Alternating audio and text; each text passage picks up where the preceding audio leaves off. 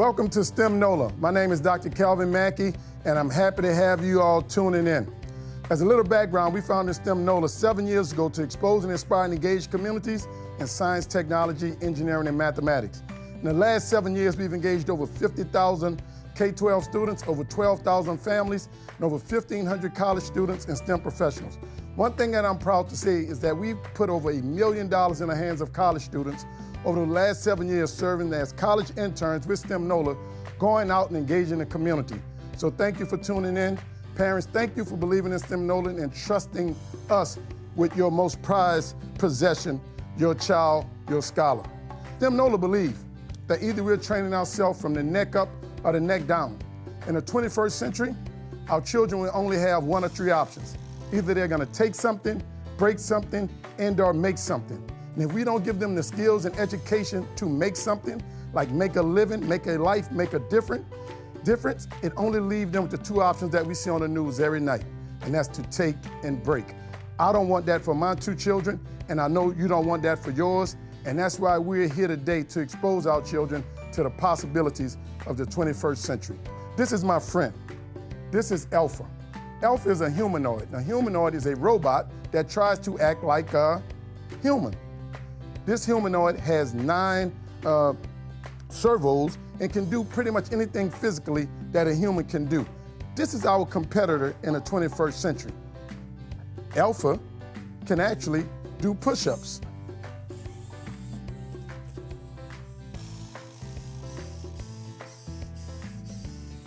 Alpha can even show off.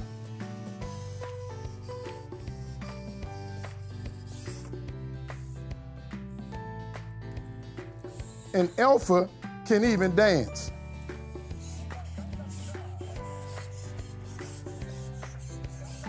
And like any superhero, Alpha has her own music. This is the machine. And the automatic machine in the 21st century will displace many workers. In the aftermath of COVID, you have to believe that there are many companies out there saying never again will we allow a pandemic or something that happened in nature shut us down. So COVID has exacerbated the possibilities of machines displacing people. If you're competing against Alpha, you will not win. The only way we defeat Alpha is by developing our heart and developing our head, training ourselves from the neck up such that we can control the robots so that the robots will not control us. That's why we're here. That's why STEM Nola exists. That's why your parents want to make sure that you all participate in events like this so you can know the possibilities of the 21st century. Again, I'm Dr. Calvin Mackey, and I want to say thank you for tuning in. Now let's get busy innovating, creating, and making with STEM Nola. Thank you.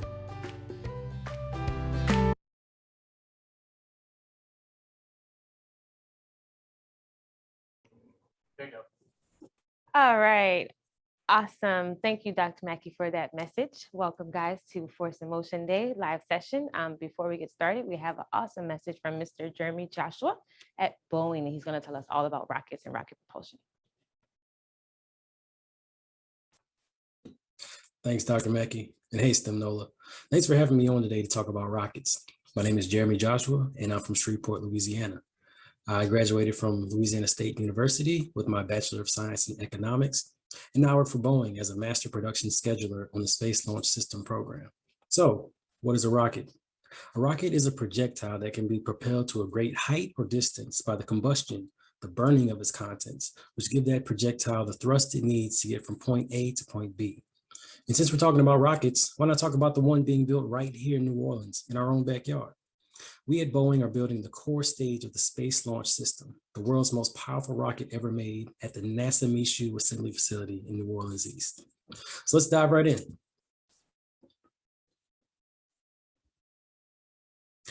At the top left, you see a graphic of our entire rocket in its full configuration.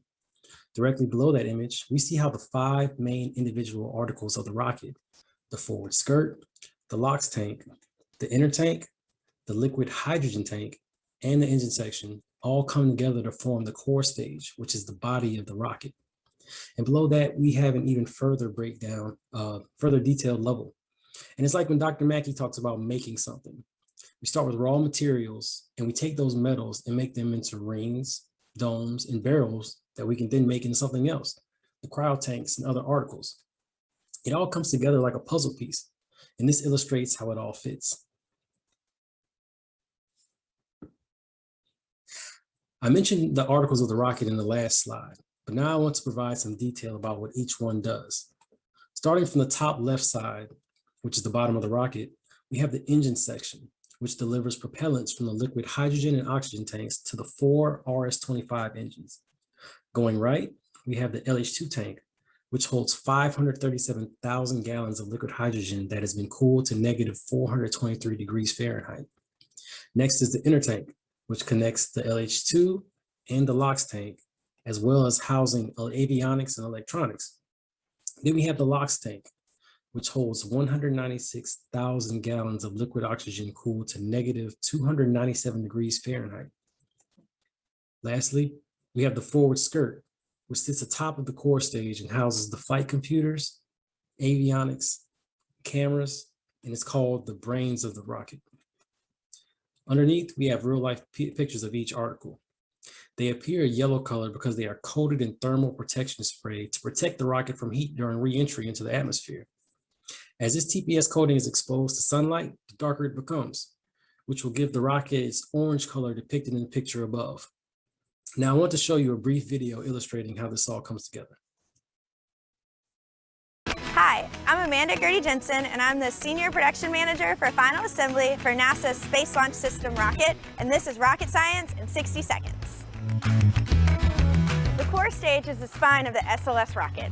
Its 2 huge propellant tanks and 4 RS-25 engines provide over 2 million pounds of thrust to launch NASA's Artemis missions to the moon. Because of the size of the hardware, the core stage components are connected in 3 major joins. First, we made the forward skirt to the liquid oxygen tank to the inner tank to form the top part of the rocket, or the forward join. Then horizontally, we made the liquid hydrogen tank, followed finally by the engine section. To properly align the flanges as they come together, we use live photogrammetry on 6 bolt locations to make sure they properly align.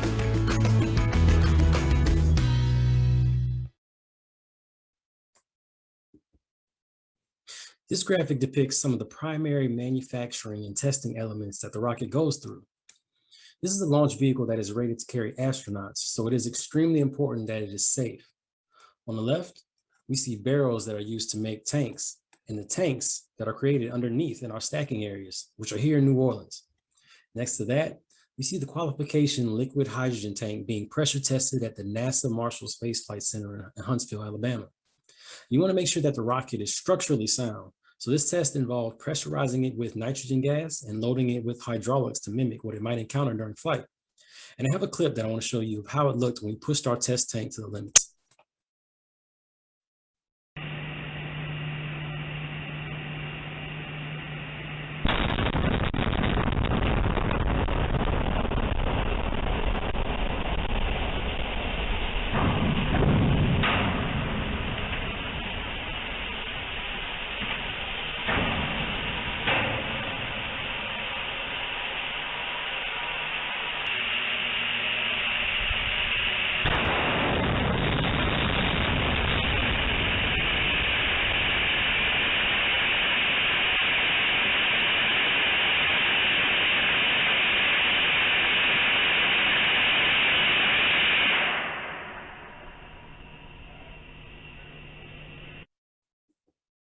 That was pretty cool, right?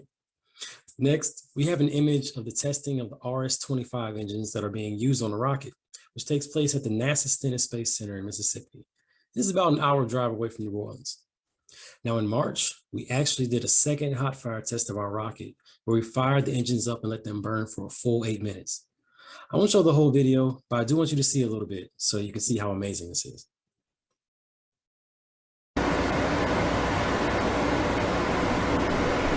Press, red line back there. H-boys on. Go for engine start. H-boys are on and engine starts has been okay.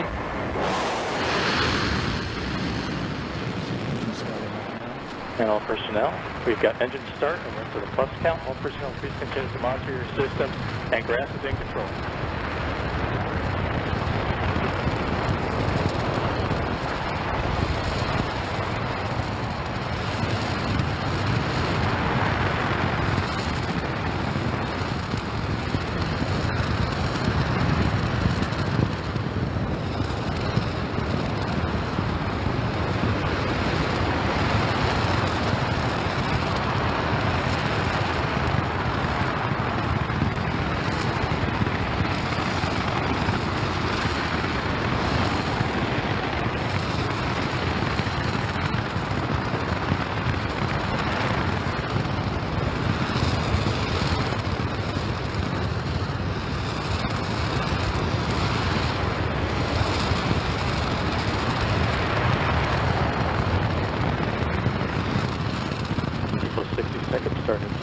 profile number 1.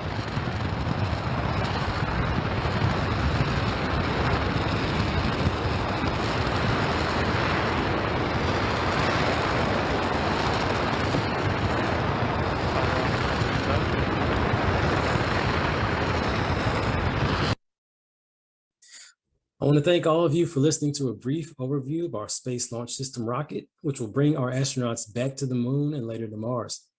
To all the kids out there, stay curious, be open to learning something new, and someday we hope that some of you will be working in space as well. Thanks. Great, awesome. Thank you, Jeremy, for that sneak peek into rocket launching. That was some super awesome videos. Before we get started with our rocket launching activities today to demonstrate force in motion and rocket propulsion, we actually have a live demonstration right here at the STEM Nola office of an actual rocket going into the sky. So we're going to go ahead and show you that, and then we'll read back here to do our hands-on activities.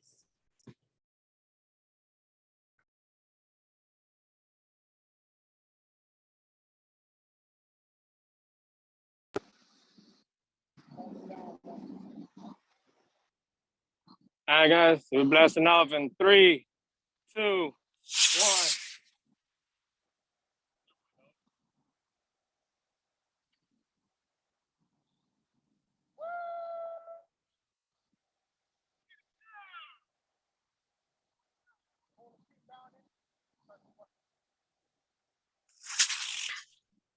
Awesome. That is so much fun. And one day I hope you guys actually experience to enjoy that in person. So we're going to go ahead and get started with our agenda of the day and do some fun hands-on activities to demonstrate rocket propulsion. Awesome. So here's what we're going to do today, take you through the agenda, and then we'll go ahead and get with the activities. First, we'll go over some vocabulary terms. We'll go over our objectives for the day, and then I'll have a few activity questions to see if you guys are keeping up and paying attention with me. Our activities for today are actually going to be paper rockets and actual rocket propulsion. So we have some materials that we're going to use, and then we're going to review those activity questions one more time before we go ahead and call it a day. Awesome. So for our vocabulary activities, words today that we're going to use, first up is rocket. A rocket is a flying object shaped like a tube that's kind of pushed up through hot gases from the rear of the actual machine. The way that happens is actually through propulsion, and that process is moving something forward, moving something up that constantly keeps it moving in the forward direction. Aerodynamics is the study of how air travels around something or what's moving through it. And then we're going to review Newton's third law, which is for every action, there is an equal and opposite reaction. So objectives of the day is you will understand the definitions of rockets, propulsion, aerodynamics, and Newton's third law, and apply them to the actual experiments we're going to do. The actual experiments is going to create your own rocket, and then we're going to demonstrate the actual theory of propulsion using string and the force of our actual lungs from air. All right, let's see if you guys are paying attention. What Newton's law are we observing today?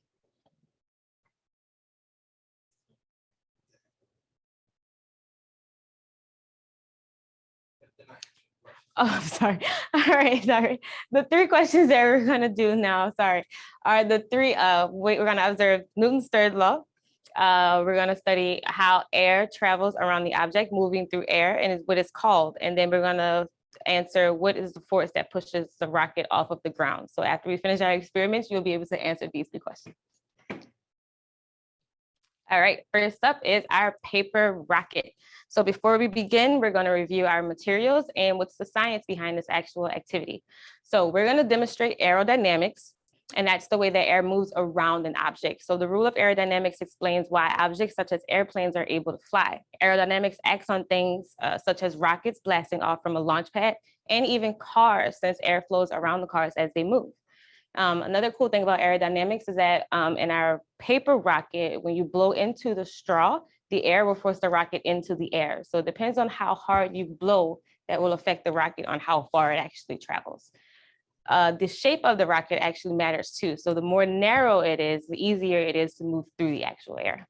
So you are going to need a straw, some clear or Scotch tape, paper. I have 2 individual colors just because I like to be creative. And then you are also going to need some scissors for our experiment. All right, step 1, we're going to start with yellow. You want to take your sheet of paper, flat here, and we're going to actually fold it into 4. So we're going to make 2 folds. 1 for the half, and then our second fold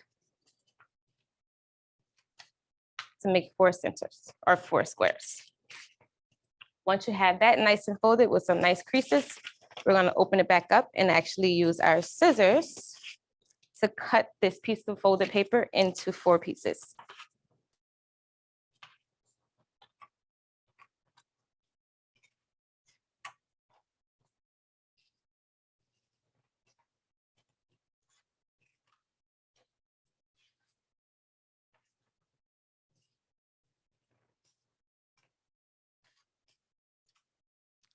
Alrighty. For our next step, we're only going to need 1 square of piece of paper, and we're going to need our actual straw. So I'm going to leave mine temporarily closed. What you want to do is take your straw. We're going to do it the long way, and you want to roll your paper to sort of create that tube shape for your rocket. Just like this. Once you have a solid tube, you can go ahead and pull the straw out, and we're going to seal this with clear Scotch tape. If your rocket is unfolding like mine, go ahead and give it another little tuck just to get that cone nice and solid. That, and then we're gonna tape it down.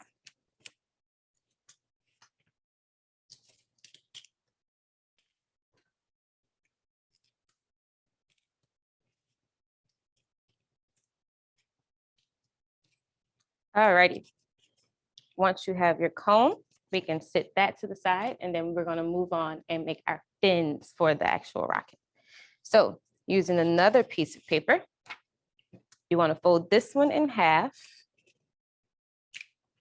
and we are going to cut along the folded side to make a triangle and actually create our fins for our rocket. Now you want to end up with 4 fins, and you may want to use 1 or 2 pieces of paper depending on how big you want your fins to be for your rocket. So we're going to do 1 here, 2. Still on the folded side, you can still cut a triangle out here. And then 1 more.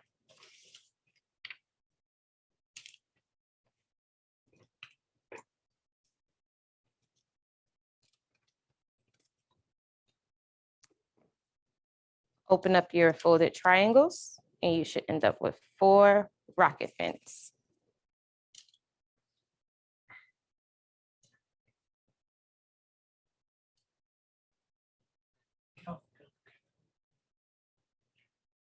Alrighty, 4 rocket fins. The way we attach our rocket fins, we're also going to use tape. And what you're going to do is at the bottom, or choose one side of it, the bottom or top. We're going to tape our fins around the rocket as if you're standing up, it's standing on the basis.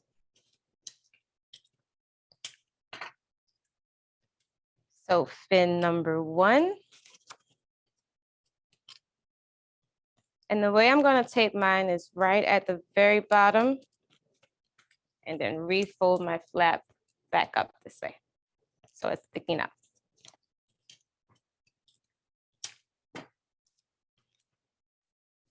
And number 2.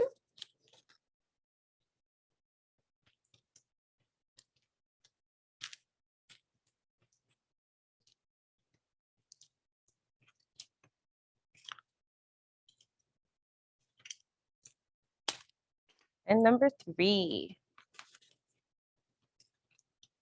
And lastly, we are going to attach them for number 4.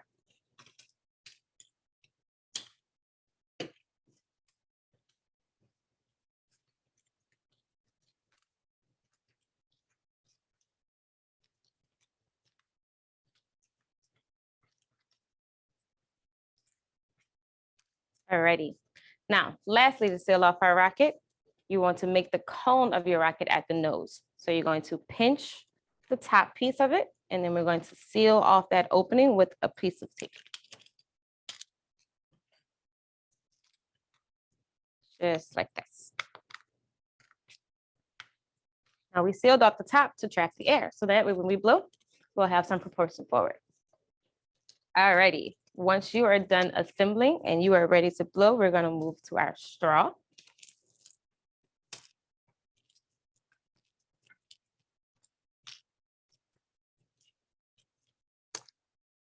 And we are going to prepare for our launch. Insert your straw into the open side of your rocket, just like this. Now you don't want to stick it in too far to where it gets stuck between the pinched part, but you do want to get it in nice and far so you can get some nice propulsion when you actually blow. And we are going to test it out. And 1, 2. Now mine did not launch, and I can tell you why. I have some tape here that got stuck on my straw. So we are going to make sure that is nice and down and test this again. Alrighty, 1, 2. Awesome. Really cool. I'm really proud of my rocket launcher. Now we're gonna actually test it out another way, using some rocket propulsion using string and a balloon. So second activity, we're gonna put these materials to the side and pull out our next activity. So before we begin our next activity, we have some few objectives, and then we're gonna review the materials for that one as well. So rocket propulsion. So the science behind rocket propulsion is that this experiment is propelled by pressure. When you blow on a balloon, you're filling the balloon with hot gases, mainly oxygen. Well, I say hot, but hot gases, mainly oxygen from your body. The pressure inside the balloon serves as a fuel for the rocket. So when you release the opening of the balloon, gas quickly escapes and equalizes the pressure inside with the air on the pressure outside of your balloon. As gases escape from the balloon, the gas particles exert a force on the ground and the air outside of the balloon. So according to Newton's third law, every action has an equal and opposite reaction. Therefore, as the gas is released from the balloon, it pushes against the outside air and the outside air pushes back. As a result, the rocket is propelled forward by the opposite force, and which is known as thrust. So before you begin this activity, you are going to need a little space. I'm going to use my tabletop space here, but you're going to need a balloon, straw, some string, and you're also going to need some tape to make your rocket launch. So let's go ahead and set up our launcher.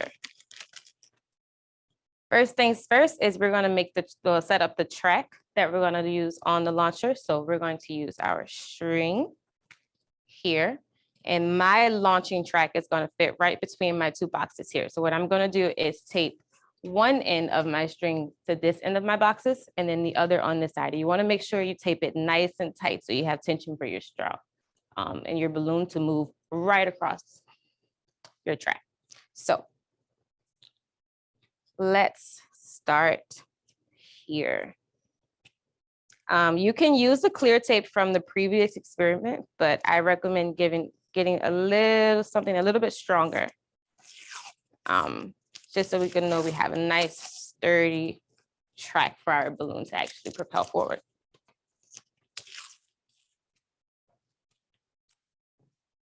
With the idea that we're going to make the track really tight, I'm going to put the very edge on one end so I can load my my balloon onto my actual straw. So you don't want to have two very long ends on both sides of your track because you do have to use it and untape it. So side one.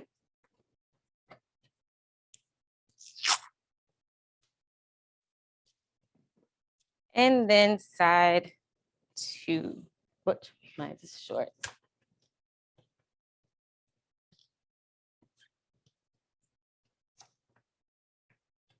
Alrighty, nice and tight, easy for straws to move across. Second step, your actual straw. We're gonna go ahead and get that, open that up here.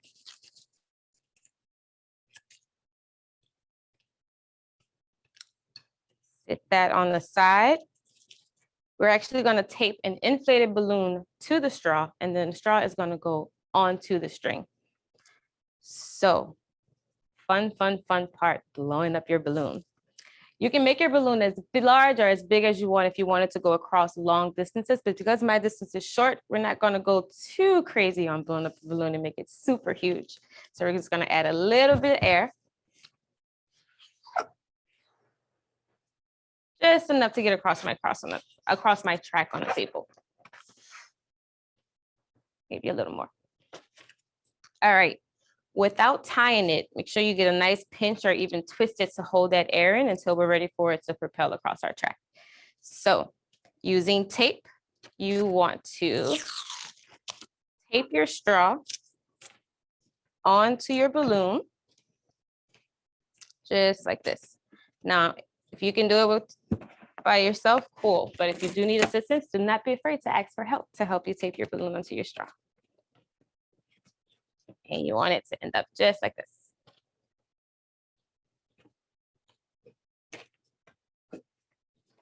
Still holding it nice and tight so your air doesn't escape before we put it onto the track.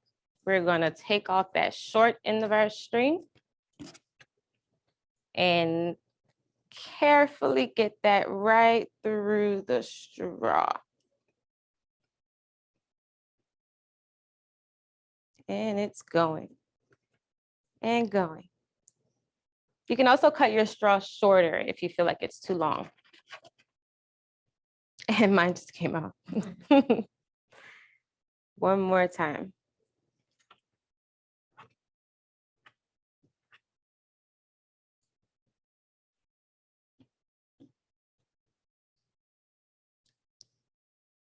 What a challenge.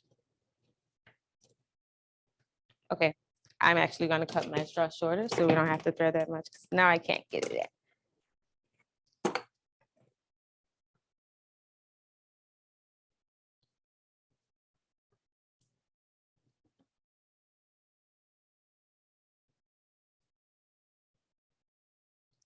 Come on, in. We go.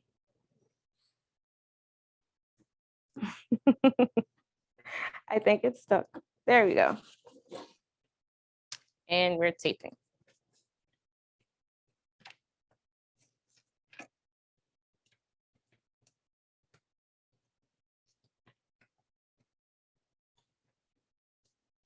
All right, we are prepared to launch. Still making sure our string is nice and tight. Balloon is upright. And 3, 2, 1. And it will propel forward. Now, what I want you guys to do is send me some super awesome videos of super long tracks and big, huge, awesome balloons. And I want you to time it as far as how long and how far it can actually go. So those are our 2 experiments for the day. Super fun, super awesome force in motion activities during rocket propulsion.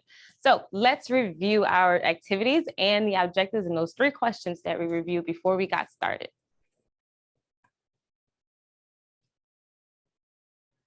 So which Newton's law was observed today?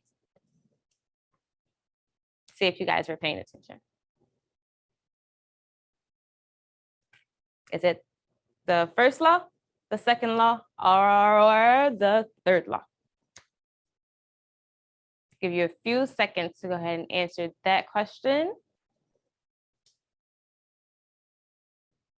And it was the third law, and everybody's paying attention. Isn't that super awesome? Question number 2, the study of how air travels around an object and through air is called what exactly? Is it aerodynamics, push, or pull? See if you guys can remember that one.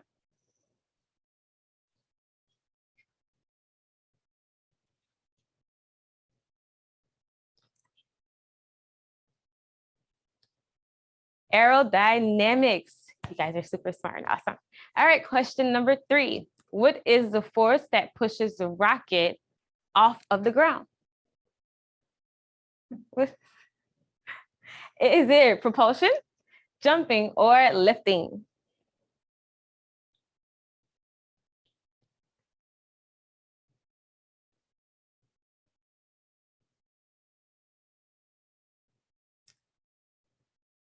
Awesome. It was propulsion. You guys got all three of them correct. Super, super, super awesome.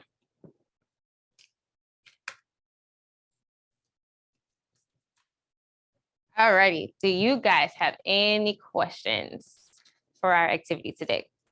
If not, that is super good. It means you guys were super great and paying attention and awesome with your question, what your experiments, so you fully understand the theory behind rocket propulsion. So don't forget to send your pictures and your videos of your long tracks and big balloons to webinar@stemnola.com. And we also have a virtual event coming up that you guys should register for on October 30th. We're actually going to do the power of chemistry with some super awesome activities and a really cool chemical clock that you can build. Actually, something like this one here. So make sure you register for that. And we thank you guys so much for tuning in and joining us with STEM Illinois at home. It was a pleasure.